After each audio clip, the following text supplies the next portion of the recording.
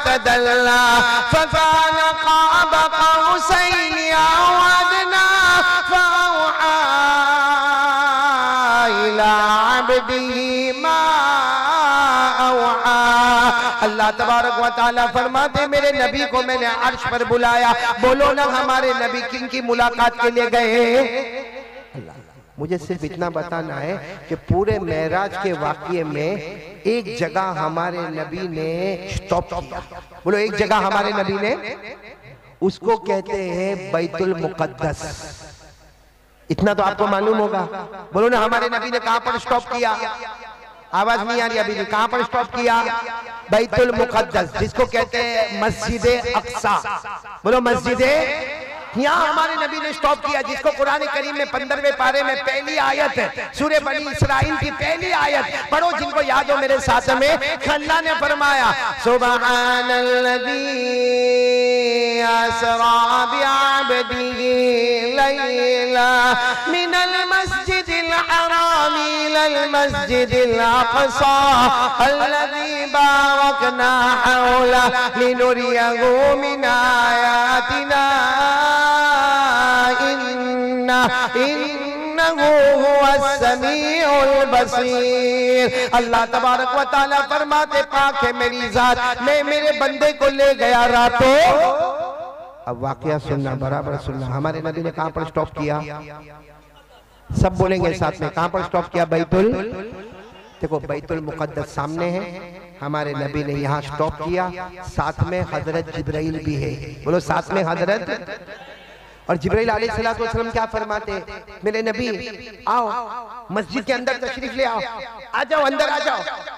हमारे नबी, वो मस्जिद का नाम फिर बोलो, मस्जिद अक्सा बैतुल मुक़द्दस। हमारे नबी जैसे अंदर आए पूरी मस्जिद पे, अरे बोलो पूरी मस्जिद, एक पाँव रखने की जगह नहीं, पूरी मस्जिद। और जितने लोग बैठे हैं सबके कपड़े सफेद। बोलो सबके कपड़े व्हाइट हैं, वाइट, और सर पे काला इमामा, एक रिवायत के मुताबिक काला इमामा। और सब इतने खूबसूरत है, कुछ तो इतने खूबसूरत है कि उनके बाल से पानी के कतरे टपकते, ऐसा लगता अभी गुसल करके आ गए। बोलो सुभान अल्लाह। और पूरी मस्जिद पैक। अब बताओ जब मस्जिद पैक होगी तो अंदर कोई जा पाएगा? अरे बोलो अंदर कोई जा पाएगा? अभी जैसे ये पूरा मजमा पैक है, अगर कोई सोचे कि अभी बीच में आए तो सारा मजमे में खलल हो जाएगा। तो हज़रत जिब्राइल अलैहिस्सलाम कहने लगे मेरे नबी अंदर चले, अंदर चले। हमारे नबी ने फरमाया जिब्राइल क्या कैसे अंदर चले? पूरी मस्जिद पैक है, पाँव रखने की जगह नहीं है और तुम कहते हो कि अंदर चले। हज़रत जिब्राइल ने फरमाया मेरे प्यारे नबी, आप अल्लाह के बहुत प्यारे नबी है, आप कदम रखते जाओगे अल्लाह जगह बनाता जाएगा। आप अपना पाँव मुबारक रखते जाओगे, बोलो अल्लाह जगह। और हमारे नबी, ये सब लोग कह दो सुभान अल्लाह। हमारे आका मोहम्मद रसूलुल्लाह सल्लल्लाहु अलैहि वसल्लम ने जैसा अपना मुबारक पाँव मस्जिद में रखा, आधा मजमा इधर आधा मजमा उधर और बीच का रास्ता खाली, हमारे नबी बढ़ते जा रहे। बोलो सुभान अल्लाह। और हमारे नबी खुद फरमाते जब मैं जा रहा था आगे, बोलो जब मैं जा रहा था, क्योंकि आधा मजमा इधर हो गया आधा मजमा उधर हो गया। हमारे नबी फरमाते मैं बीच में जा रहा था, मेरे कान में आवाज आ रही थी। क्या आवाज आ रही थी? हमारे नबी फरमाते मेरे कान में आवाज आई, अल्लाहु अकबर अल्लाहु अकबर अल्लाहु अकबर अल्लाहु अकबर। हमारे नबी फरमाते मेरे कान में अजान की आवाज आती गई, मैं आगे बढ़ता गया बढ़ता गया बढ़ता गया। बोलो सुभान अल्लाह। इतना आगे बढ़े कि हमारे नबी इमामत के मुसल्ले पर खड़े हो गए। बोलो सुभान अल्लाह। जो इमाम का मुसल्ला होता है ना, वहाँ हमारे नबी खड़े हो गए। और हज़रत जिब्राइल ने फरमाया इरका रकातैन, अल्लाह के रसूल 2 रकात नमाज पढ़ाइए। हमारे नबी ने कहा इतने सारे लोग पीछे बैठे खूबसूरत और मैं नमाज पढ़ाऊं? तो हज़रत जिब्राइल ने फरमाया वो बैठे नहीं है, आप ही का इंतजार कर रहे हैं। बोलो सुभान अल्लाह। हमारे नबी मुसल्ले पर, अरे पूरा मजमा बोलो हमारे नबी इमामत के, हमारे नबी अल्लाहु अकबर, बोलो अल्लाहु। नमाज शुरू हो गई, 2 रकात नमाज हो गई। अस्सलामु अलैकुम व रहमतुल्लाह, अस्सलामु अलैकुम व रहमतुल्लाह, नमाज हो गई। हमारे नबी हज़रत जिब्राइल की तरफ देखने लगे, हमारे नबी की आंखों में आंसू मुबारक थे। हमारे नबी ने फरमाया जिब्राइल मुझे ये मालूम है ये बैतुल मुक़द्दस है, ए जिब्राइल मुझे मालूम है ये मस्जिद अक़सा है, जिब्राइल मुझे मालूम है इसको नबियों ने बनाया है। लेकिन जिब्राइल मन हाउला, ये पीछे कौन है, ये पीछे कौन है, इतना बड़ा मजमा पीछे, ये कौन है? हमारे नबी पूछ रहे जिब्राइल ये पीछे मजमा कौन है? सब सुभान अल्लाह बोलो, सुभान अल्लाह, नहीं साथ में बोलो ना सुभान अल्लाह। हज़रत जिब्राइल ने क्या फरमाया? हज़रत जिब्राइल अलैहिस्सलातु वस्सलाम ने फरमाया आप ये पूछ रहे हो कि पीछे कौन है? हज़रत जिब्राइल ने फरमाया हज़रत आदम अलैहिस्सलातु वस्सलाम से लेकर हज़रत ईसा अलैहिस्सलातु वस्सलाम तक 1,24,000 पैगंबर या 2,24,000 पैगंबर, हज़रत आदम से लेकर हज़रत ईसा तक अल्लाह ने आज सबको जमा किया और अल्लाह ने ऑर्डर दिया हर नबी आज यहाँ नमाज पढ़े, क्योंकि हर नबी मुक्तदी होगा, मेरा मोहम्मद सबका इमाम होगा।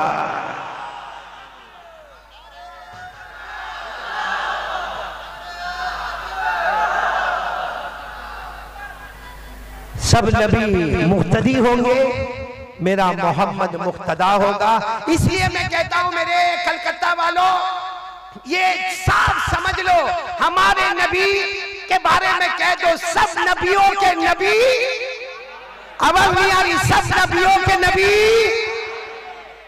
हमारे नबी से बढ़कर बोलो ना कोई नबी, आवाज नहीं आ रही भाई, मैं थक जाता हूँ आप तो नहीं थकते हो ना, बोलो ना साथ में बोलो, हमारे आका से बढ़कर। कौन कौन नहीं बोलेगा? नहीं बोलेगा उसको आज अल्लाह जन्नत की हाँ करेगा। तैयार हो जाओ, हाथ ऊपर करो, बोलो नहीं। क्या बोलोगे? नहीं बोलोगे, बोलोगे नहीं इंशाअल्लाह। पूरा मजमा साथ में बोले, हमारे आका से बढ़कर कोई आका, आवाज नहीं आ रही, नहीं पे जोर दो, हमारे आका से बढ़कर कोई आका नहीं, हमारे नबी से बढ़कर कोई नबी नहीं, हमारे पैगंबर से बढ़कर अल्लाह की कसम कोई पैगंबर।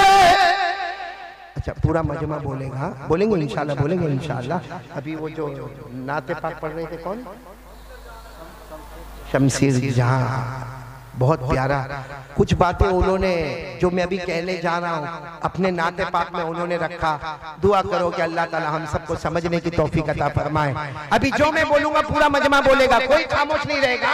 देखो मेरे दोस्तों बहुत प्यारा महीना, साथ में पूरा मजमा साथ में बोले, हमारे नबी वो नबी, बोलो हमारे नबी वो नबी, अभी भी आवाज नहीं आ रही, साथ में हमारे नबी वो नबी वो नबी वो नबी वो नबी वो नबी वो नबी वो नबी वो नबी वो नबी वो नबी, अल्लाह की कसम हमारे नबी वो नबी, बोलो अल्लाह की कसम हमारे नबी वो नबी, उंगली मुबारक से इशारा करे, उंगली मुबारक से इशारा करे, चांद के दो टुकड़े हो जाए, आधा इधर हो जाए आधा उधर हो जाए। सुभान अल्लाह बोलो। कोई कर सकता है ऐसा कलकत्ता में? हैं? हम चांद का कहां से टुकड़ा करें? अपनी बीवी पर कंट्रोल नहीं कर सकता। सही बोल रहा हूं गलत बोल रहा हूं? साथ में सुनना हमारे नबी का इससे बड़ा कमाल, साथ में बोलो हमारे नबी वो नबी, बोलो हमारे नबी वो नबी वो नबी वो नबी वो नबी वो नबी वो नबी वो नबी वो नबी, अल्लाह की कसम हमारे नबी वो नबी, उंगली मुबारक से पहली मर्तबा इशारा करे, बोलो सुभान अल्लाह, दूसरी मर्तबा इशारा करे सुभान, तीसरी मर्तबा हमारे नबी उंगली मुबारक से इशारा करे। 1400 सहाबा बोले हमारे नबी इशारा करते गए करते गए करते गए, डूबा हुआ सूरज भी, बोलो डूबा हुआ सूरज भी मोहम्मद के इशारे पर वापस आ जाए।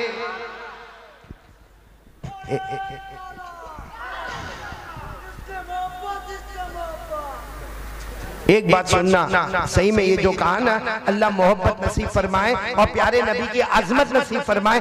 साथ में सुनना, हमारे आका सल्लल्लाहु अलैहि वसल्लम सफर पर, बोलो हमारे नबी सफर पर, बहुत सारे सहाबा 3000 के करीब, कितने सहाबा? और 3000 सहाबा हमारे नबी के पास आए और आकर कहने लगे अल्लाह के रसूल हमारे माँ बाप आप पर कुर्बान, 24 घंटे हो गए हमको पानी नहीं मिला। बोलो 24 घंटे हो गए हमको पानी। हमारे आका ने फरमाया तलाश कर लो तलाश कर लो। खरे वो 3000 सहाबा तलाश करे, मगर 1-2 घंटे के बाद वापस आए और आकर फरमाया अल्लाह के रसूल हमको पानी, बोलो पानी। नहीं मिला। हमारे नबी ने फरमाया 3000 सहाबा को मेरे सामने बैठ जाओ, मेरे सामने। अब 3000 सहाबा हमारे नबी के सामने बैठ गए और बहुत जगह पर पानी तलाश किया। अरे वो अरब का जंगल है जहाँ ना कोई तालाब है, ना कोई खड्डा है, ना कोई पानी का कतरा है। वो 3000 सहाबा हमारे नबी के करीब बैठ गए। अब सुनना, सब सुनेंगे, सुभान अल्लाह बोलेंगे ना इंशाअल्लाह। बोलो ना, हमारे नबी वो नबी, बोलते जाओ, हमारे नबी वो नबी वो नबी वो नबी वो नबी। 3000 सहाबा जमा हो गए। हमारे नबी ने अपना हाथ मुबारक आगे बढ़ाया, देखो ये हाथ मुबारक आगे बढ़ाया, उंगली मुबारक खुली हुई थी। हमारे नबी ने जमीन पर रख दिया। वो 3000 सहाबा कहते अल्लाह की कसम, हर उंगली मुबारक से पानी का चश्मा बहना शुरू हो गया। बोलो भाई, हमारे नबी से बढ़कर कोई नबी? मोहब्बत करते हो? अरे भाई इतनी देर से बोल रहा हूँ, बोलो ना मोहब्बत करते हो? अगर मोहब्बत करते हो तो मैं आज पढ़ रहा हूँ, एक नात का छोटा सा टुकड़ा पढ़ रहा हूँ और उसमें बता रहा हूँ कि हमारे नबी का कमाल क्या है। कौन कौन सुनेगा भाई? सब सुनेंगे नहीं इंशाअल्लाह। देखो वो मौलाना शमशीर पढ़ रहे थे ना आपके सामने, आप में से कोई खास जवाब नहीं दे रहा था, जिसका मुझे बहुत अफसोस रहा कि इतना अच्छा पढ़ने वाला शायर, इतना अच्छा पढ़ने वाला नात, और सामने से कोई रिस्पांस नहीं, कोई जवाब नहीं। लेकिन मेरे दोस्तों, मैं चाहता हूं कि मैं जो थोड़ा सा पढ़ूंगा, मैं अकेला नहीं पढ़ूंगा, आप भी मेरे साथ से पढ़ोगे। पहले एक मर्तबा बोल दो, हमारे नबी से बढ़कर कोई नबी। आवाज नहीं आ रही? हमारे आका से बढ़कर कोई आका। अब साथ में बोलना, मेरे साथ में पढ़ना। कसम खुदा की, बोलो कसम खुदा की। सब पढ़ेंगे ना? नहीं तो मैं जाऊं, मेरा खाना भी हो गया, अब यहाँ से जाना ही है बस, और कल फिर गुजरात पहुंचना है। और आपको मालूम है फिर वापस, मालूम नहीं, अभी मेरे को पता चला, या अशरफुल ने मेरे को बताया, 17 तारीख को, यही महीने की 17 तारीख को वापस कलकत्ता आ रहा हूँ। मेरे को भी लगता कलकत्ता का पानी बहुत अच्छा लग गया। आओगे ना 17 तारीख को? आओगे ना इंशाअल्लाह? लेकिन इस तरीके से धीरे धीरे जवाब दोगे तो कैसा चलेगा? मैं पढ़ूं, आप भी पढ़ो ना, पढ़ो। कसम खुदा की, साथ में कसम खुदा की, कसम खुदा की, साथ में कसम खुदा की, कसम खुदा की, कसम खुदा की, ऐसा रब ने बनाया है। कसम खुदा की, ऐसा रब ने बनाया है। मेरे नबी जैसा कोई नहीं आया है। सुभान अल्लाह बोलो। अब तो पढ़ोगे ना मेरे साथ में? हाँ, अब तो आसान है ना, पढ़ो। कसम खुदा की, कसम खुदा की, कसम खुदा की, ऐसा रब ने बनाया है। मेरे नबी जैसा कोई नहीं आया है। उंगली उठाए, सुभान अल्लाह, सुभान अल्लाह, उंगली उठाए, उंगली उठाए, चांद को तोड़ दे। उंगली उठाए, चांद को तोड़ दे। इशारा करे, डूबे सूरज को मोड़ दे। मेरे नबी यारो, बोलो मेरे नबी यारो, बड़ी शान वाला है। कसम खुदा की, ऐसा रब ने बनाया है। सुभान अल्लाह, बोलो सुभान अल्लाह। ए सच बताओ, अल्लाह की कसम, हमारे नबी से बढ़कर कोई नबी है? आपको मालूम है हमारे नबी की विलादत बाद शहादत हुई, यानी हमारे नबी पैदा हुए, सबसे पहले दूध पिलाया आपकी माँ वालिदा मोहतरमा बीबी आमिना। फिर दूध पिलाने कौन ले गई? दाई हलीमा। और गांव में ले गई, गांव का नाम है कबीला बनु साद। बोलो, गांव का नाम है कबीला बनु साद। छोटे से गांव में लेकर गई। अच्छा, दूध पिलाने की मुद्दत खत्म हो गई। भाई हलीमा को जितने दिन पिलाना था, जितनी रातें दूध पिलाना था, दाई हलीमा रजी अल्लाह ताला अन्हा ने दूध पिलाया। लेकिन पिलाने की जब मुद्दत खत्म हो गई तो हमारे नबी को गोद में उठाकर मक्का शहर में ले आई, क्योंकि गांव में थी। वहां से मक्का लेकर आए और बीबी आमीना को दे दिया। बोलो बीबी आमीना को। बीबी आमीना ने हमारे नबी को अपने गोद में रखा तो दाई हलीमा क्या बोली मालूम? आमीना, ए सुनो सुनो, कल बीबी दाई हलीमा बोल रही, आमीना आमीना ये बच्चा मेरे साथ गांव में था, ये मोहम्मद बच्चा मेरे साथ गांव में था। दाई हलीमा रोते रोते कहती, पैदा करने वाले की कसम पूरे गांव में गई, इससे बढ़कर खूबसूरत बच्चा मैंने कहीं भी नहीं देखा। सुभान अल्लाह। अब सुन, नारा तकबीर, नारा तकबीर। हजरत मौलाना कारी अहमद अली फलाई, हजरत मौलाना कारी अहमद अली फलाई, उलमाए हक, उलमाए देवबंद, सुनो नारा तकबीर। दाई हलीमा ने कहा, आमीना पूरे गांव में गई मगर मोहम्मद जैसा खूबसूरत बच्चा मैंने बोलो नहीं देखा। आमीना क्या फरमाती मालूम? वो तो नबी की माँ थी। कहने लगी, हलीमा तू तो गांव की बात करती कि गांव में तुझे मोहम्मद से बढ़कर खूबसूरत कोई बच्चा नहीं दिखा। आमीना कहती है, अल्लाह की कसम खाकर कहती हूँ, काबा के पैदा करने वाले की कसम खाकर कहती हूँ, मैं पूरे मक्के शहर में गई, मोहम्मद से बढ़कर खूबसूरत मैंने बच्चा नहीं देखा। अच्छा अभी तो बात कर रही, एक तरफ हलीमा और एक तरफ आमीना, बोलो ना, एक तरफ हलीमा और एक तरफ बीबी बात कर रहे। इतने में दादा अब्दुल मुत्तलिब वहां से गुजर रहे तो दादा अब्दुल मुत्तलिब ने देखा तो कहने लगे, दादा अब्दुल मुत्तलिब कहने लगे, अरे हलीमा आमीना क्या बातें कर रही हो? तो हलीमा ने कहा, मैं समझा रही थी कि गांव में मोहम्मद से बढ़कर खूबसूरत बच्चा मैंने नहीं देखा। आमीना कहने लगी कि मैंने पूरे शहर मक्का में मोहम्मद से बढ़कर खूबसूरत बच्चा नहीं देखा। तो दादा अब्दुल मुत्तलिब ने हमारे नबी को गोद में ले लिया और कहा, तुम मक्के की बात मत करो, मैं मुल्कों का सफर किया, अल्लाह की कसम, काबा के पैदा करने वाले की कसम, मैंने किसी भी मुल्क में मोहम्मद से बढ़कर खूबसूरत बच्चा नहीं देखा। कौन कौन बात कर रहे हैं? हलीमा, आमीना और दादा। अचानक हदीस पाक में लिखा, अचानक एक लंबे चौड़े शख्स सामने आ गए। तीनों घबरा गए। कौन? कहा, मैं जिब्राइल हूं और तुम्हारी बात का जवाब देने आया हूं। अब तीनों की तीनों, हलीमा, आमीना और दादा अब्दुल मुत्तलिब, जिब्राइल आ गए। हज़रत जिब्राइल अलैहिस्सलाम ने फरमाया, हलीमा तुमने ऐसा खूबसूरत बच्चा अपने गांव में नहीं देखा। ए आमीना तुमने ऐसा खूबसूरत बच्चा मक्के में नहीं देखा। अब्दुल मुत्तलिब तुमने ऐसा बच्चा मुल्कों में नहीं देखा। अरे हज़रत जिब्राइल फरमाते, रायतुल मशारिक वल मगारिब। हज़रत जिब्राइल कहते, मैंने तो मशरिक भी देखा, मगरिब भी देखा, शमाल भी देखा, जनूब भी देखा, मैंने नबियों से मुलाकात की। अल्लाह की कसम, अल्लाह ने मोहम्मद से बढ़कर खूबसूरत किसी को पैदा ही नहीं किया। मोहम्मद से बढ़कर किसी को खूबसूरत पैदा ही। तो आप सच बताओ, जब हमारे नबी पैदा हुए, हलीमा के घर पे गए होंगे तो क्या शान होगी? सब मेरे साथ में पढ़ेंगे इंशाअल्लाह। नहीं बोलो ना, पढ़ेंगे इंशाअल्लाह। पढ़ो मेरे साथ में, पढ़ो ना। कसम खुदा की, ये सामने वाले क्यों नहीं पढ़ते? कोई टेंशन है आपको? बीवी का कोई टेंशन तो नहीं ना? पढ़ो ना मेरे साथ में, पढ़ो। कसम खुदा की, कसम खुदा की, ऐसा रब ने बनाया है। अब आगे सुनना, हलीमा तेरे घर में उजाला है। बोलो हलीमा, हलीमा तेरे घर में उजाला है, हलीमा तेरे घर में उजाला है,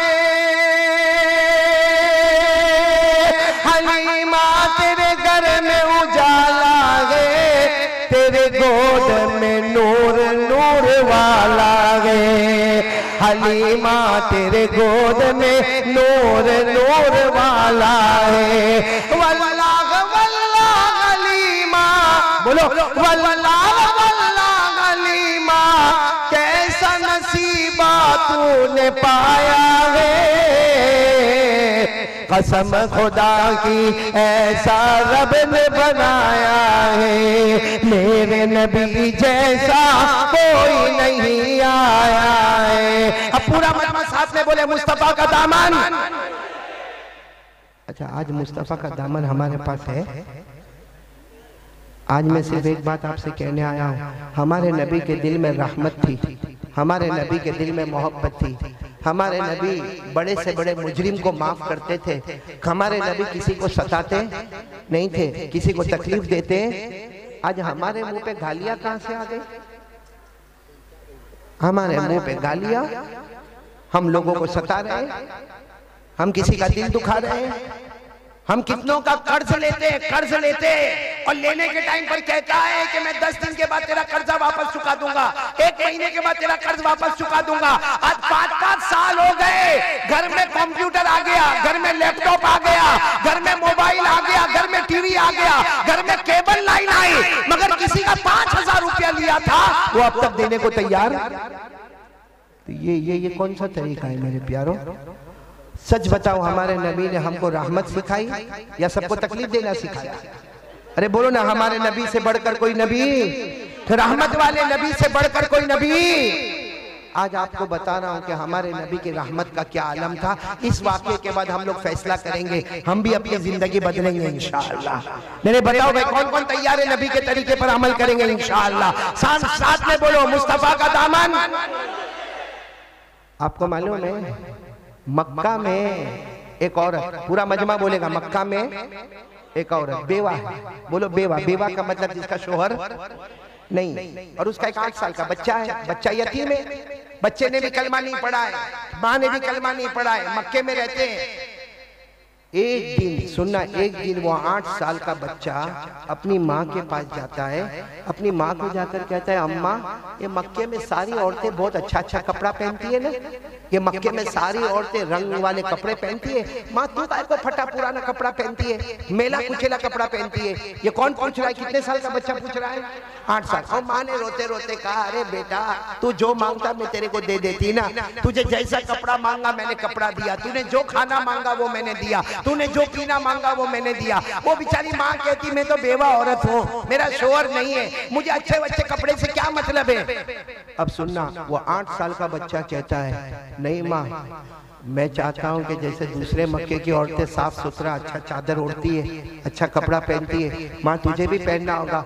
माँ कहने लगी, बेटा तेरे को मालूम है हमारे पास इतने पैसे नहीं है, जितने पैसे आते तेरे पीछे खर्च हो जाते, तेरे खाने में, पीने में, रहने में, सहने में खर्च हो जाते, मेरे खाने पीने में पैसे खर्च हो जाते। अब हमारे पास इतने पैसे थोड़ी है कि हम चादर ला कर रहे, मैं बेवा औरत हूँ, तू यतीम बच्चा है। तो 8 साल का बच्चा रोकर कहता है, लेकिन नहीं माँ, मैं चाहता हूँ कि तू अच्छा कपड़ा पहने, मैं मेरे चाचा से मांगूंगा। किससे मांगूंगा? पैसे नहीं मांगूंगा, सिर्फ इतना कहूंगा, मेरी माँ के लिए एक चादर दे देना, मेरी माँ पहनेगी, जरा साफ सुथरी चादर पहनेगी। तो माँ कहती, नहीं नहीं नहीं नहीं, चाचा के पास मत जाना, बहुत जालिम है, बहुत जालिम है, उसने तो हमारा हक भी नहीं दिया, अरे तेरे बाप का भी हक नहीं दिया। तो बेटा कहता है, मैं थोड़ी चाचा को जाके कहूंगा मेरे बाप का हक दे दे, मेरी प्रॉपर्टी दे दे, मेरी जायदाद दे दे, मेरी जमीन दे दे। अरे मैं तो चाचा को जाकर सिर्फ इतना कहूंगा कि मेरी माँ को एक चादर दे दे। माँ ने बहुत समझाया, लेकिन बेटा जिद पे रहा कि माँ एक बार मेरे को किसके पास जाने दे। माँ ने कहा, जा बेटा। माँ का दिल तो नहीं चाहता था, लेकिन बेटे की जिद के सामने माँ ने कहा, जा बेटा। नहलाया धुलाया, बेटे को तैयार किया और रास्ता भी बताया कि चाचा वहाँ रहते, वहाँ जाना होगा। अब ये बेचारा यतीम लड़का, कितने साल का? 8 साल का। चलता चलता चलता, गर्मी में चिलचिलाती धूप में चलता चलता उस जगह पर पहुंचा जहाँ चाचा उसका सारे दोस्तों के साथ बैठा था। ये जाकर कितने प्यार से कहता है, या अम्मी, या अम्मी, अम यानी चचा, या अम्मी ए मेरे चचा और मेरे चचा। तो चचा ने यूँ देखा, कहा क्या हुआ? कहा वो मेरी माँ के लिए एक चादर लेने आया, मैं और कुछ मांगने नहीं आया, कुछ भी नहीं, पैसा मांगने नहीं आया, सिर्फ मेरी माँ के लिए एक चादर मांगने आया। कितना जमाना हो गया मेरी माँ ने अच्छी चादर नहीं पहनी, मेरी माँ ने अच्छा कपड़ा नहीं पहना, वही मैला कुचेला कपड़ा मेरी माँ पहनती, और माँ तो माँ है ना, मेरा दिल दुखता है, चचा एक चादर दे देना। वो चचा उठा और उसने जो मारना शुरू किया। कितने साल के बच्चे? इतना मारा, आखिर में एक पत्थर था वो लेके उसके सर पे पटक दिया। अब वो सर जख्मी हो गया, लहू लुहान हो गया, वो 8 साल के बच्चे का कपड़ा फट गया। वो बेचारा दौड़ता है कि चचा मत मारो, चचा मत मारो, चचा मत मारो, और चचा पीछे दौड़ दौड़ के मारता। जब बहुत दूर निकल गए, चचा भी दूर हो गए, इसने अपने कपड़े को देखा, पूरा कपड़ा फटा हुआ, अब बदन में से खून निकलता, सर फट गया, वहां से खून निकलता। अब वो बेचारा लड़का भाग रहा है कि मेरे को बचा लो भाई, मेरे को बचा लो, मैं छोटा बच्चा, मैं यतीम बच्चा, मेरे को बचा लो। अब रास्ते में कोई मिला, उसने कहा क्या हुआ? 8 साल के बच्चे को मुझे क्या हुआ? कहाँ एक्सीडेंट हो गया? ये क्या है? तो कहा वो मेरे को चचा ने बहुत मारा। कहा क्यों मारा चचा ने? कहा मेरी माँ के लिए एक चादर मांगने गया, उसमें मेरे कपड़े भी फाड़ डाले। मुझे कितना मारा, हाथ पे मारा, पाँव पे मारा, सर पे पत्थर मारा। अच्छा जो आदमी मिले ना, उन्होंने कहा एक काम कर, चचा के पास मत जा, चादर मांगना है, मक्के में रहता है, चादर चाहिए, काबे के पास जा, मोहम्मद नाम के आदमी होंगे, वहां जाएगा तेरी मुराद पूरी हो जाएगी। बोलो सुभान अल्लाह। तो लड़का 8 साल का मार खाया हुआ था, कहा ना अब कहीं नहीं जाना। 8 साल का लड़का क्या बोलता, अब मुझे कहीं नहीं जाना, पहले मेरी माँ के पास जाना, मेरी माँ से पूछ के करूंगा, बाकी अब मेरे माँ के पास जाना। ये कहकर वो लड़का 8 साल का लड़का रोता रोता, हाथ में जख्म लगा, पाँव में जख्म लगा, पेट पे जख्म है, पीठ पे जख्म है, सर फटा हुआ। और देखो माँ और बेटे में कनेक्शन इतना होता है, मार किसको पड़ी है? बेटे को। मालूम नहीं वहां माँ का दिल तड़प रहा है, वो बेचारी घर के ओटे पर आ गई, फिर घर के बाहर आ गई, फिर और थोड़ा चलने लगी, बस वो माँ का दिल दुखता है। अजीब अल्लाह ने माँ और बेटे में कनेक्शन रखा है कि बेटा अमेरिका में होता है और माँ इंडिया में होती है, उसको वहां बुखार आता है, माँ यहाँ तड़पना शुरू करती है। मालूम नहीं वो माँ तड़पते तड़पते बाहर निकली, थोड़ी देर में माँ की नजर पड़ी कि मेरा बेटा आ रहा है, फटे हुए कपड़े, और बेचारा रोता है। यहाँ से माँ दौड़ी, वहां से बेटा दौड़ा, और दोनों एक दूसरे के गले लग गए। अब माँ इतना रोई बेटे को लेकर घर में लेकर आई, नहलाया, धुलाया, सब जख्मों को साफ किया, पट्टियां बांधी, और फिर माँ ने गले लगा कर कहा बेटा मना करती थी ना, मैंने मना किया था ना कि मत जाना चचा के पास, फिर भी तुम जिद में चचा के पास चले गए, अब आइंदा से चचा के पास मत जाना। बेटा कितने साल का, सब जख्म वख्म पे पट्टी लगी हुई, कहता माँ एक और एड्रेस मिल गया है, एक और पता। माँ ने कहा किसका पता मिला? कहा माँ वहाँ चादर मिल जाएगी। माँ ने कहा कौन? कहा किसी ने मुझे कहा कि काबे के पास जाओ, मोहम्मद नाम के हैं, उनके दरबार से कोई खाली हाथ वापस नहीं आता। बोलो उनके दरबार से कोई खाली हाथ वापस। वही माँ जिसने अभी तक गले लगाया ना, यूं ऐसे बेटे को जोर से धक्का मारा, कहा बेटा आइंदा मोहम्मद का नाम ये घर में नहीं आना चाहिए। कि माँ ने ईमान तो कबूल नहीं किया था। कहा बेटा आइंदा से मोहम्मद का नाम यहाँ घर में नहीं आना चाहिए। तुझे मालूम है वो जादूगर है, तुझे मालूम है वो शायर है, तुझे मालूम है वो मजनून है, तुझे मालूम है वो काहिन है, वो नजूमी है, और मालूम है किस लोगों के दरमियान में तोड़ हो गई है। बेटा सबका नाम लेना मगर मोहम्मद का नाम। अच्छा सच बताओ, ये औरत ने जो कहा ये मक्का वाले बोलते थे कि नहीं बोलते थे? अरे बोलो ना, हमारे नबी को क्या बोलते थे? जादूगर है, मजनून है, शायर है, काहिन है। अरे कुरान करीम में लिखा है 27वें पारे में अल्लाह ने फरमाया फज़क्किर फमा अंत बिनिअमति रब्बिक बिकाहिन वला मजनून अम यक़ूलून शाइर नतरब्बसु बिही रैबल मनून कुल तरब्बसू फइन्नी माअकुम मिनल मुतरब्बिसीन। अल्लाह ताला फरमाते मेरे महबूब, किसी ने तुम्हें शायर कह दिया, किसी ने तुम्हें जादूगर कह दिया, किसी ने तुम्हें काहिन कह दिया, अल्लाह फरमाते तुम कुछ भी नहीं मेरे प्यारे नबी। बोलो सल्लल्लाहु। अच्छा वो माँ ने वाकया तो याद है ना, कितने साल का बच्चा, माँ ने धक्का मारा, कहा सबका नाम लेना घर में, अरे चचा का नाम भी ले लेना वापस घर में, लेकिन मोहम्मद का नाम। 8 साल का बच्चा थोड़ी देर कुछ नहीं बोला, थोड़ी देर के बाद कहता है माँ एक बार जाने देना। किसके पास? माँ ने मना किया, कहा माँ मैं लड़ूंगा थोड़ी वहां पे, और अगर वो मारने आएंगे तो मैं भाग कर आ जाऊंगा, काबा हमारे घर से दूर तो है नहीं, अरे चचा का घर तो बहुत दूर था इसलिए भाग नहीं सका, अरे काबा तो हमारे घर के करीब है, जाऊंगा, अगर देंगे तो ठीक है, नहीं देंगे तो वापस आ जाऊंगा। माँ क्या कहती है, जो जाता है ना उसको कलमा पढ़ाते हैं, पूरा धर्म। बेटे ने कहा 8 साल के बेटे, माँ मैं कुछ नहीं करूंगा, जाऊंगा, देंगे तो ठीक है, नहीं देंगे तो वापस आऊंगा। माँ ने कह दिया जाओ। बोलो सुभान अल्लाह। कितने साल का बेटा? साथ में बोलो कितने साल का बेटा? हदीस पाक में लिखा 8 साल का बच्चा जो यतीम है अपने घर से निकला, बोलो अपने घर से निकला, काबे के पास पहुंचा, काबे के पास बहुत बड़ा मजमा बैठा हुआ था, पता न लगे कि मोहम्मद कौन है, पता न लगे कि मोहम्मद है। भाई इतना बड़ा मजमा है काबे के पास और हिम्मत भी ना हुए कि किसी को पूछे कि मोहम्मद है। कौन है? तो वो बेटा 8 साल का बेटा जब बड़े हो गए ना, कहते मैंने एक चक्कर लगाया काबे के पास, बहुत सारे लोग बैठे थे, दूसरा चक्कर लगाया, लेकिन जब भी मैं चक्कर लगाता था सब में देखता था एक इतने खूबसूरत बैठे हैं, ऐसा लगता था जैसे कोई चांद का टुकड़ा बैठा हुआ है। वो 8 साल का बेटा कहता मेरे दिल में आया, किसी को पूछने की तो हिम्मत ना हुई, लेकिन दिल में आया यही मोहम्मद है, बोलो सल्लल्लाहु। वो बेटा कहता, वो 8 साल का लड़का कहते कि मैं बहुत देर से तो बाहर खड़ा रहा, हिम्मत ना हुई, फिर धीरे से आगे बढ़ा, और जहां मोहम्मद बैठे थे ना वहां पीछे से आया और उनके कंधे पे हाथ रखा और सिर्फ इतना कहा, मोहम्मद।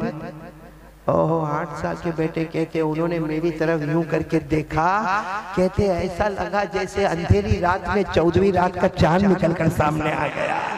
तो 8 साल का बेटा कहता मुझे इतना खूबसूरत लगा। तो मैंने वो 8 साल के बेटे कहते आप मोहम्मद है? कहते उन्होंने मेरी तरफ देखकर कहा मैं मोहम्मद हूँ, तुम कौन हो? तो 8 साल का बेटा कहता मैं कौन हूँ? मैं यतीम हूँ, मेरा अब्बा नहीं है, मैं यतीम हूँ। वो 8 साल का लड़का कहता मैंने सिर्फ इतना कहा मैं यतीम हूँ, हमारे नबी अपनी जगह से खड़े हो गए, बोलो सुभान अल्लाह। और कहते मुझे ऐसे कहा आजा मेरे गले लग जा। कहते वो भरे मजमे में मेरे नबी ने मुझे गले लगाया और रोते हुए कहा बेटा तू यतीम है, मैं भी यतीम था, तू यतीम है, मैं भी यतीम था, मुझे मालूम है यतीम को कितनी तकलीफ उठानी पड़ती है।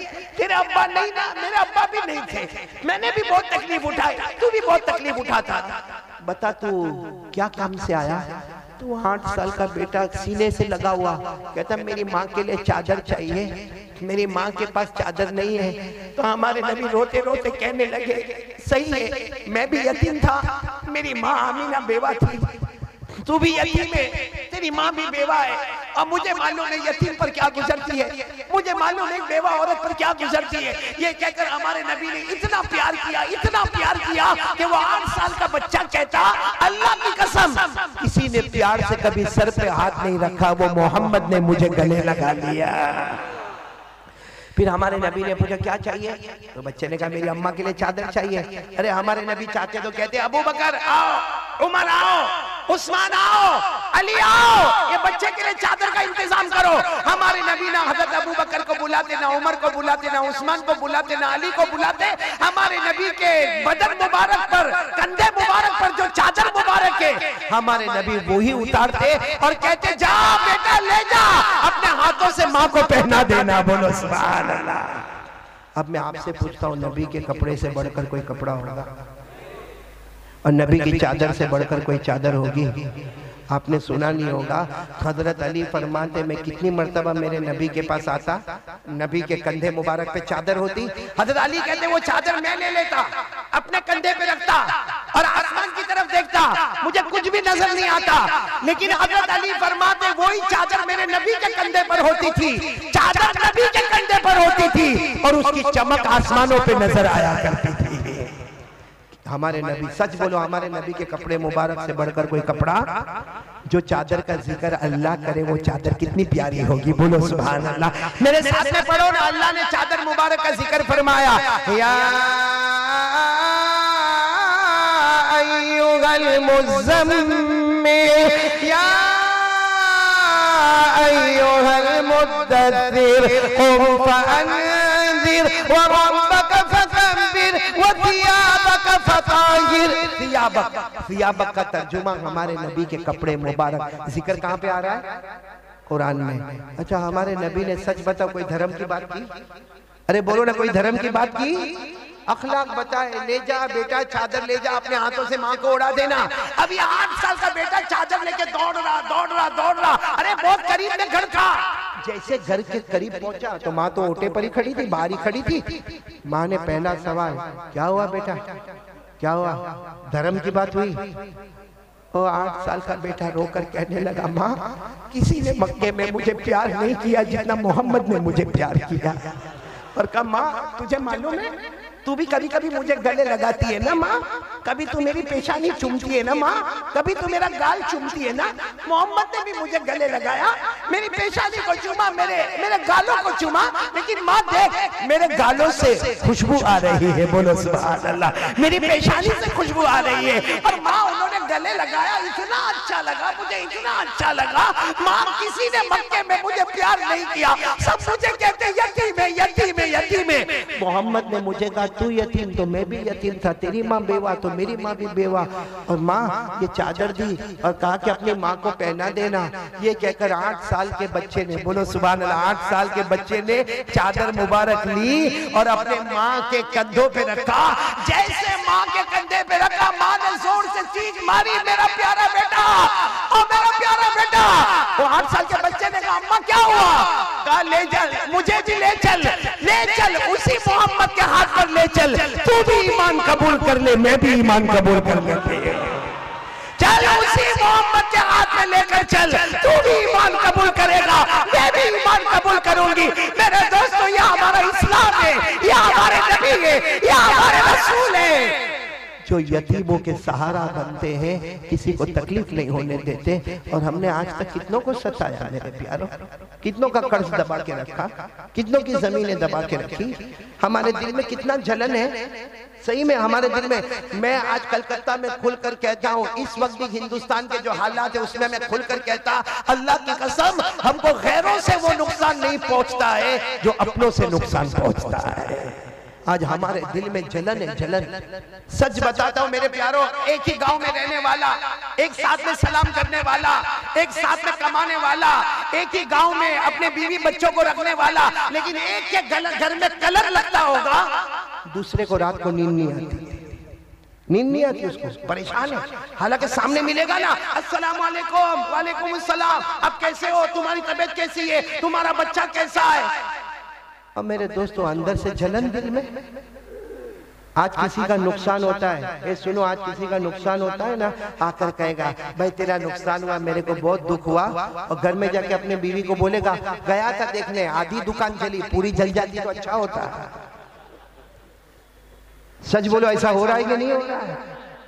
क्या हमारे दिल है ये काले काले दिल?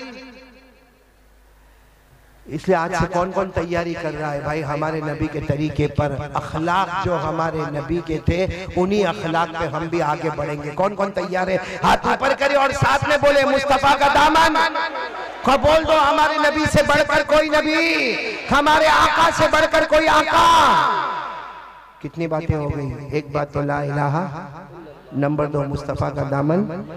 देखो आज हिंदुस्तान में ये 3 काम बहुत जरूरी है। इसलिए ये वाकया जो मैंने सुनाया, ये वाकया बताता है कि हमारा इस्लाम और हमारा ईमान तलवार के जोर पे नहीं, साथ में बोलो ना, हमारा ईमान तलवार के जोर पे, हमारा ईमान हथियारों के जोर पे, हमारा ईमान चाकुओं के जोर पे। जो लोग कहते हैं वो गलत है। अगर हमारा ईमान आगे बढ़ा है तो हमारे नबी के मुबारक अखलाक से आगे बढ़ा है। अल्लाह ताला वही अखलाक हमको भी नसीब फरमाए। मैं सोचता हूँ आखिरी बात बोलो, आप लोग थक गए होंगे ना? नहीं थके? मैं तो थका कि नहीं थका? कितनी देर हो गई मौलाना उस्मान मेरे को बोलते बोलते? 1.5 घंटा हो गया। हालांकि आज मैं सोच के आया था कि 1 घंटा ही बोलूंगा, क्योंकि 17 तारीख को वापस कलकत्ता में आने का है, तो 1 घंटा वहां बोलूंगा, 1 घंटा यहाँ बोलूंगा, 1.5 घंटा हो गया। और मेरे ख्याल से अभी बोलूंगा तो और 1 आध घंटा निकल जाएगा। चलेगा ना आपको? ये कौन सा साउंड? खड़ाई मेरे को याद करना पड़ेगा। खड़ाई माशाल्लाह बहुत अच्छे लोग हैं, लेकिन मैं एक बात खड़ाई में देख रहा हूँ कि बहुत आपको आवाज देनी पड़ती है तो आप लोग बोलते हो। कोई घर में बीवी का टेंशन, भाई तू बहुत जोर से बोला, शादी हो गई इसलिए बोला, देखा उसको, देखा बीवी का टेंशन नहीं, हमको पूछ कैसा दुखी है। जिसको बीवी का टेंशन है अशरफुल तेरे जैसे, तू चेहरे से दुखी लगता है, और तेरे से ज्यादा दुखी वो मुख्तार दिखता है। इतना सताया मेरे को रास्ते में, पूरे रास्ते में इतना सताया। ये इसी आदमी को पहचानते हो आप लोग, मुख्तार को? इसने जब मेरे को वहाँ सूरत में आके यहाँ पे खड़ाई आने की दावत दी तो मुझे कहा कि मौलाना कोई घबराने की बात नहीं है, अपन ऐसा एयरपोर्ट पे उतरेंगे, खाना खाएंगे और 2 घंटे में खड़ाई पहुंच जाएंगे। 2 घंटे में खड़े पहुंचे, 5.5 घंटे में पहुंचे, जिसमें 30 घंटे में तो हमारा पूरा खाना हजम हो गया। 30 किलोमीटर जो ऊपर नीचे जो हुए। भाई ऐसा झूठ बोल के मेरे को लेकर आया, लेकिन चलो अच्छा है, आ तो गए यहाँ पर। मतलब आपको कोई बीवी का टेंशन तो भाई तू क्या को घड़ी घड़ी ना बोलता है? पहले तू शादी तो कर, तो तुझे पता चले कि कैसे मौत के कुएं से हम लोग भी गुजर रहे हैं। हाँ देखो सब हंस रहे हैं। वो मालूम है आपको, मालूम है एक बीवी थी। सुनो सुनो भाई, कहाँ से आवाज आ रही है?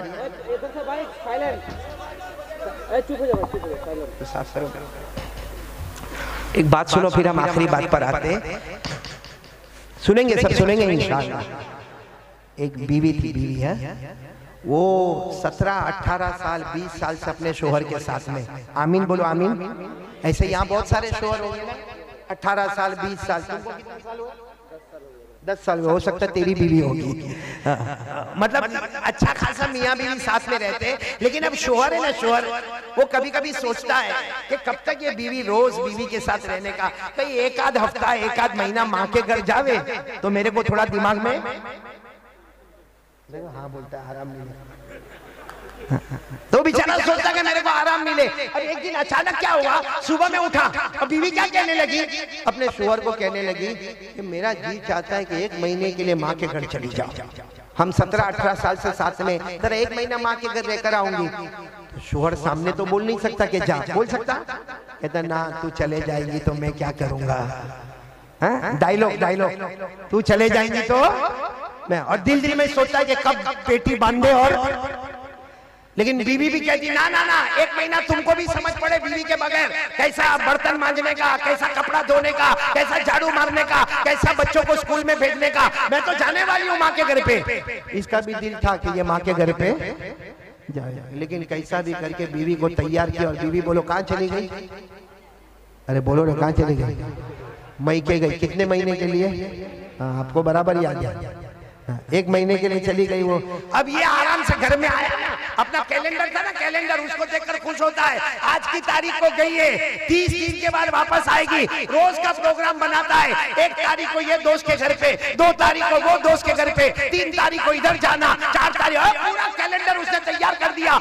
लेकिन रोजाना फोन करता है, हेलो कैसी है, तेरे बगैर तो यहाँ कुछ अच्छा ही नहीं लगता है। और वो वहां से खुश होती है, हाँ हाँ मेरे को मालूम है, मेरे बगैर तेरे को नहीं अच्छा लगता। और ये यहाँ से डायलॉग मारता, आई लव यू। अभी कभी बोलता आई मिस यू, और कहता है यहाँ तो मेरे को अंधेरे अंधेरे में भी तू नजर आती है। वो वहां से खुश होती है। हालांकि फोन रख के बोलता है 1 महीना नहीं, 2 महीने के बाद वापस आना। अब अचानक 10 दिन हुए। बोलो कितने दिन हुए? और बीवी का फोन आया कि मैं आ रही हूँ। कितने दिन में वापस आ रही?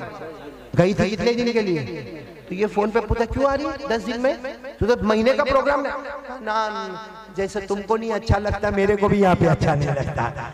इसने अपना सर पे हाथ रखा और बीवी ने बता दिया कि रेलवे स्टेशन पे आ जाना, मेरी ट्रेन की बुकिंग हो गई है, ये मेरा डब्बा नंबर है, ये मेरा सीट नंबर है, और बराबर प्लेटफॉर्म पे आ जाना। मैं सामान ज्यादा लेके आ रही हूँ माँ बाप के घर से।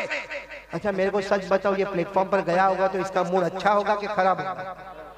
हाँ एकदम खराब है। मैं तो कभी कभी बोलता हूँ ऐसा गया होगा जैसा चूसा हुआ आम, ऐसा फोबड़ा चढ़ा के यूं गया प्लेटफॉर्म पे, यूं हाथ बांध के खड़ा हो गया। इतने में वो ट्रेन आई, बराबर डब्बा सामने आया। वो बीवी सारा लगेज लेकर, सारा सामान लेकर उतरे और इसको कहे ले ले ये पकड़। ये कहता हाँ चल ला, जल्दी ला जल्दी ला, इधर रख दे, ला इधर रख दे, इधर रख दे। वो बेचारी बोलते मेरा वही प्लेटफॉर्म पे एक मियाँ बीवी और खड़े। अरे वही प्लेटफॉर्म पे एक मियाँ बीवी और इतना हंस हंस के बातें कर रहे, इतना खुश होकर बातें कर रहे, इतना सुकून में बातें कर रहे। बस बीवी को मौका मिला, कहने लगी जरा सोच सोच, मैं 10 दिन के बाद आई, तेरा मुंह चढ़ा हुआ है, वहां देख, वो देख, वो मियां बीवी को देख कितना हंस रहे। ये कहता है वो पगली छोड़ने आया है। नहीं समझा? अरे नहीं समझे? अरे वो ट्रेन पे और मैं देखो अभी थोड़ा थोड़ा समझ में आ रहा, तो थोड़ी थोड़ी हंसी भी आ रही है। देखो अगर कोई ऐसा कोई जोक आवे ना, लतीफा आवे, नहीं समझ में आवे तो ज्यादा खुश हो जाएगा। बोलो नहीं समझ में आवे तो क्यों मालूम है? क्योंकि जिसको नहीं समझ में आता ना वो 3 मर्तबा हंसता है। कितनी मर्तबा हंसता है? एक तो अभी हंसा कि चलो मौलाना के सामने हंस ले, फिर दूसरी मर्तबा किसी को पूछेगा तो हंसेगा, और तीसरी मर्तबा हंसेगा कि पहली मर्तबा तो फुकट में ही हंसा था मैं, पहली मर्तबा तो मुफ्त में ही हंसा। तो जिसको नहीं समझ में आवे अच्छा 3 मर्तबा हंसेगा। लेकिन हमारी बात पर आ जाओ, मैं आखिरी बात पर आ रहा हूं, पूरा मजमा साथ में बोलेगा, फिर एक मर्तबा ला इलाहा, और दूसरी बात बोलो मुस्तफा का दामन। ये आखिरी बात पे आ रहा हूं, सब सुनेंगे इंशाअल्लाह। नहीं, मैं इसलिए कि ये बात बहुत सेंसिटिव है, बहुत दिल को लगने वाली बात है, इसीलिए मैंने थोड़ा दिमाग फ्रेश किया आपका। सब सुनेंगे, बोलो सुनेंगे इंशाअल्लाह। एक बात मैं आपको बताऊं, एक ये वाकया सुनना। एक आदमी मुल्क शाम में रहता है। भाई क्या हुआ, आप लोग किसको हाथ कर रहे हैं?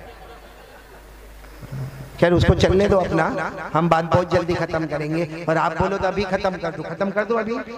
सुनेंगे, सब सुनेंगे, 5-10 मिनट, 5-10 सुनेंगे नहीं इंशाअल्लाह। एक आदमी मुल्क शाम में, बोलो कहां पर मुल्क है?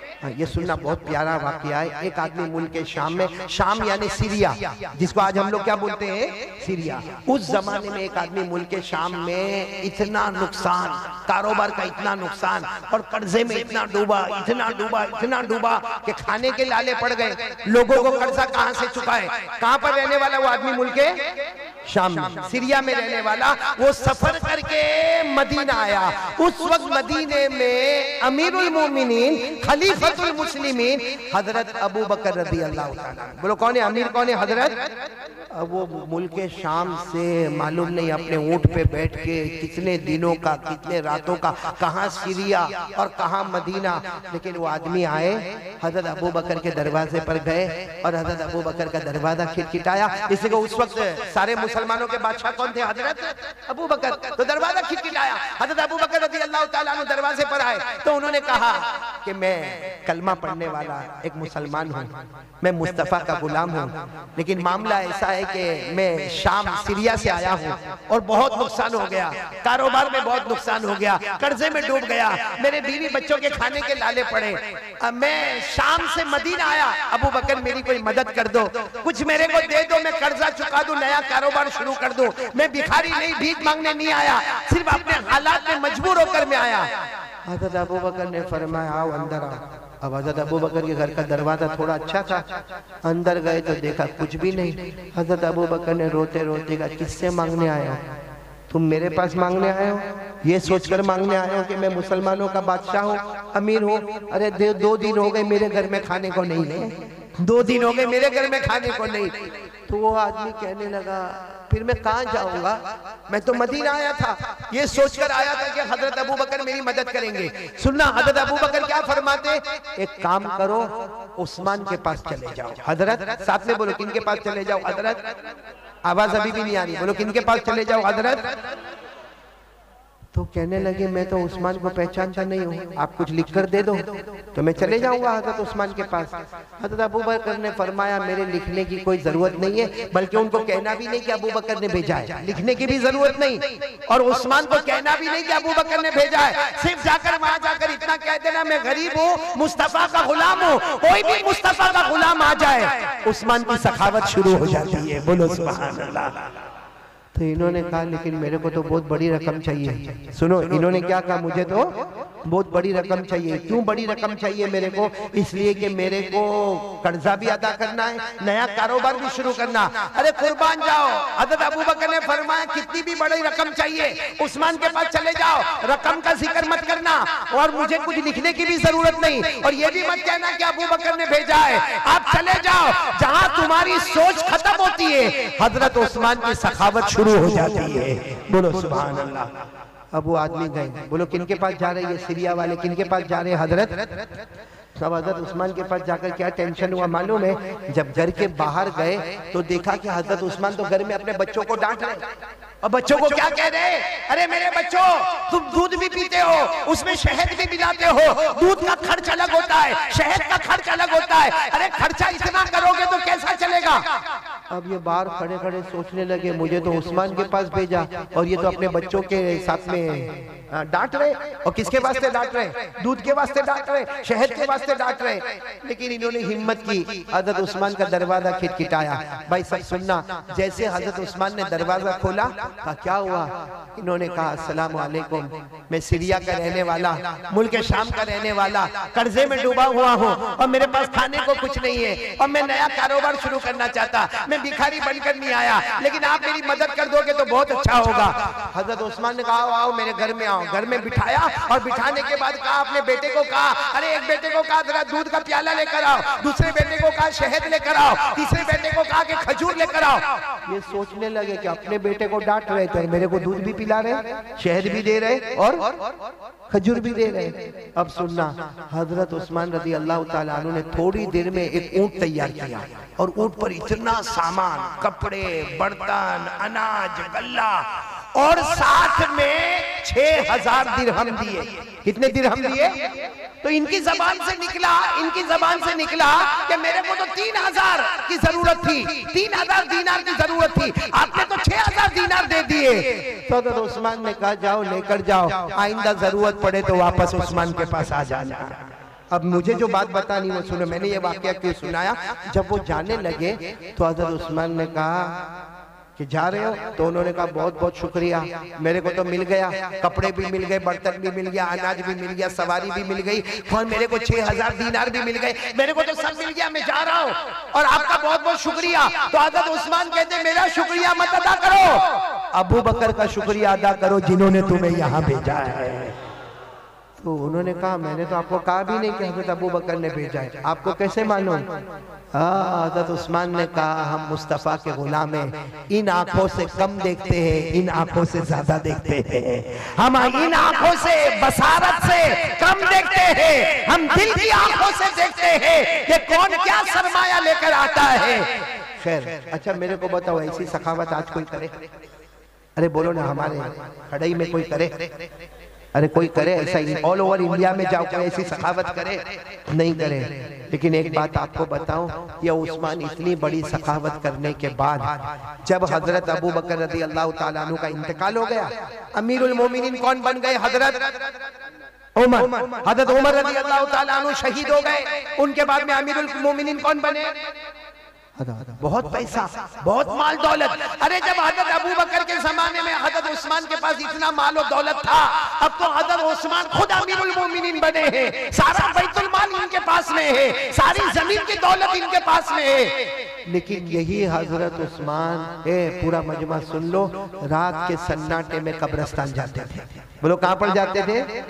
और जाके इतना रोते थे, आपकी दाढ़ी मुबारक से आंसू के कतरे टपकते थे। और एक दिन नहीं, हर रात को जब पूरे मदीने में सन्नाटा हो गया, हजरत उस्मान चुपचाप अपने घर से निकलते, कब्रिस्तान जाते और कब्रिस्तान में दाखिल होकर इतना रोते कि आपकी दाढ़ी मुबारक से आंसू के कतरे टपकते। एक मर्तबा तो किसी ने कब्रिस्तान में उनको पूछा, क्या उस्मान आपके सामने जन्नत का तस्कीरा आता है, आप इतना नहीं रोते? आपके सामने जहन्नम का हौलनाक आता है, आप इतना नहीं रोते, लेकिन कब्रिस्तान में आके आप क्यों रोते? सुनो, पूरा मजमा सुनो। हजरत उस्मान रोए और रोते रोते फरमाया, मैंने मेरे नबी सल्लल्लाहु अलैहि वसल्लम को कहते हुए सुना कि कब्र आखिरत की मंजिलों में पहली मंजिल है।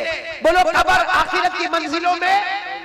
और हजरत उस्मान ने रोते रोते कहा, मेरे नबी ने फरमाया कोई इसमें बच गया, हर मंजिल में बच गया, लेकिन कोई इसमें पकड़ा गया, हर मंजिल में पकड़ाता जाएगा, हर मंजिल में पकड़ाता जाएगा। मेरे प्यारों, ये पूरी बात हदीस से पाक में। बोलो ये पूरी बात कहां पर है? मैं आपको हदीस सुनाता हूं। काना उस्मान रज़ियल्लाहु ताला अन्हु इज़ा वक़फ़ अला क़ब्र बका हत्ता तबुल्ल लिहयतुहु फक़ील लहु तज़कुरुल जन्नत वन नार फला तबकी व तबकी मिन हाज़ा फ़क़ाल उस्मान रज़ियल्लाहु ताला अन्हु समिअतु रसूलल्लाहि सल्लल्लाहु अलैहि वसल्लम इन्नल क़ब्र अव्वलु मंज़िलिन मिन मनाज़िलिल आखिरह फ़इन नजा मिन्हु फ़मा बादहु अयसरु मिन्हु व इन लम यंजु मिन्हु फ़मा बादहु अशद्दु मिन। हज़रत उस्मान फरमाते, मेरे नबी ने फरमाया क़ब्र आखिरत की मंजिलों में पहली मंजिल। पूरा मजमा बोले जो इसमें बच गया, बोलो जो इसमें बच गया वो कयामत की हर मंजिल में, और जो इसमें पकड़ा गया चलो कौन कौन चाहता है कि कब्र में बचना है अल्लाह के अज़ाब से? बस आखिरी बात, कब्र में जाना है कि नहीं जाना? नहीं, पूरा मजमा बोले भाई जाना कि नहीं जाना? मेरे को भी जाना है, आपको भी जाना, मेरे को भी मरना, आपको भी मरना। अरे मेरे प्यारो, गुस्ल का पानी मेरा भी और आपका भी तैयार होगा, कफन का कपड़ा मेरा और आपका दोनों का तैयार होगा, हम सबको जनाजा हमारा उठेगा, और जब हमारा जनाजा उठेगा हमारे घर वाले रोएंगे और हमें कब्रिस्तान ले जाया जाएगा, और कब्र की अंधेरी रात में हमें कब्र के अंदर उतार दिया जाएगा। सबको जाना है ना कब्र में। अब कौन कौन चाहता है कि कब्र के आजाब से बचना है? एक काम, अल्लाह की कसम, इधर देखो 5 मिनट, एक काम के लिए तैयार हो जाओ। मैं अल्लाह की कसम सारे उलमा के बीच में खाता हूं, एक काम कर लो, कब्र का आजाब तो दूर की बात, कब्र में आग का धुआं भी हमारे करीब नहीं आएगा।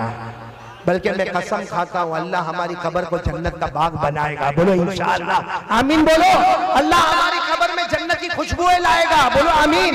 अल्लाह हमारे कब्र में जन्नत का बिछोना बिछाएगा। बोलो आमीन। अल्लाह हमारे कब्र को जन्नत के बागों में से एक बाग बना देगा। बोलो आमीन। एक काम करना पड़ेगा, खड़े वालों अगर आप तैयार हो तो मैं आगे बोलूं, करोगे इंशाअल्लाह? क्योंकि हमारे नबी का वादा है कि कब्र का अज़ाब नहीं होगा अगर ये काम करोगे। तो कौन कौन तैयार है? हाथ ऊपर करे भाई। तैयार है तो हाथ ऊपर रखे, बोलो इंशाअल्लाह। नहीं मैं बात खत्म कर रहा हूं, बोलो इंशाअल्लाह। आवाज नहीं आ रही, बोलो इंशाअल्लाह। कल की फजर बोलो इंशाअल्लाह, मौत की शाम बोलो इंशाअल्लाह। हमारी नमाज कज़ा नहीं होगी, बोलो हमारी नमाज, और अल्लाह की कसम हमारे नबी का वादा है जो नमाजी होगा अल्लाह उसकी कब्र को जन्नत का बाग बना देगा। बोलो इंशाअल्लाह। पढ़ेंगे, नमाज पढ़ेंगे इंशाअल्लाह। हाथ नीचे रखो, आखिरी बात सुन लो, हर नमाजी जन्नती है। पढ़ेंगे, बोलो पढ़ेंगे नमाज। यहाँ बहुत सारे बैठे हैं जो नहीं पढ़ते नमाज, लेकिन आज खड़े वाले और जहां जहां से लोग आए हैं, आज सब लोग एक पक्का इरादा करें कि एक मर्द मोमिन, हमारे मोमिन की जबान इतनी पक्की जबान है, पहाड़ अपनी जगह से हटेगा लेकिन मोमिन की जबान अपनी जगह से नहीं हटेगी। आज पक्का वादा करो कि इंशाअल्लाह मौत तक हमारी नमाज कज़ा नहीं होगी इंशाअल्लाह। और मैं एक आखिरी बात बता दूं जो आप सब लोग मेरे साथ में बोलेंगे, हर नमाजी जन्नती होता है। बोलो हर नमाजी, आवाज नहीं आ रही, बोलो हर नमाजी। कुरान ने लिखा, मेरे साथ में पढ़ो, अल्लाह ने फरमाया वल्लज़ीना हुम अला सलातिहिम युहाफिज़ून उलाइका फी जन्नातिम मुकरमून। अल्लाह ताला फरमाते, प्यारे प्यारे मेरे बंदे 5 वक्त नमाज की पाबंदी करे। अल्लाह फरमाता तुम जमीन पे नमाज पढ़ते जाओगे, आसमानों पे जन्नत के फैसले होते जाएंगे। फिर बोलो हर नमाजी, अब साथ में ये भी बोल दो बेनमाजी। अल्लाह मेरी और आपकी हिफाजत फरमाए। पढ़ेंगे ना नमाज, पढ़ेंगे ना इंशाअल्लाह। आपको मालूम है बेनमाजी को जो जहन्नम में डालेंगे ना, मैंने पहले भी कलकत्ता में सुनाया था, सबसे खतरनाक जहन्नम में बेनमाजी जाएगा। एक खड़े वालों सुनो, जिस जहन्नम में अबू जहल जाएगा, जिस जहन्नम में कारून जाएगा, जिस जहन्नम में फिरौन जाएगा, जिस जहन्नम में हामान जाएगा, हमारे नबी फरमाते अल्लाह की कसम मेरी उम्मत का बेनमाजी भी उसी जहन्नम में जाएगा। इसलिए मेरे प्यारो सब लोग इरादा करो, नमाज पढ़ेंगे नहीं इंशाअल्लाह? नहीं बोलो पढ़ेंगे इंशाअल्लाह। तो टोटल 3 बातों की जगह ज्यादा बातें हो गई, वो सब बातों को हम याद करेंगे। सबसे पहली बात, भरोसा किस पर करना? डरना तो किससे डरना?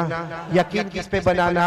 अल्लाह पे। और मोबाइल से गंदी चीजों को डिलीट कर देना, अच्छी चीजों को डाउनलोड करना।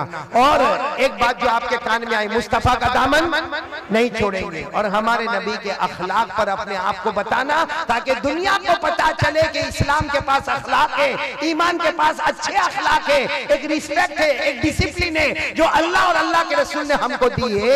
और आखिरी बात पर आ जाओ, मौत तक हमारी नमाज कज़ा पक्की बात इंशाअल्लाह। अल्लाह हम सबको अमल की तौफीक अता फरमाए।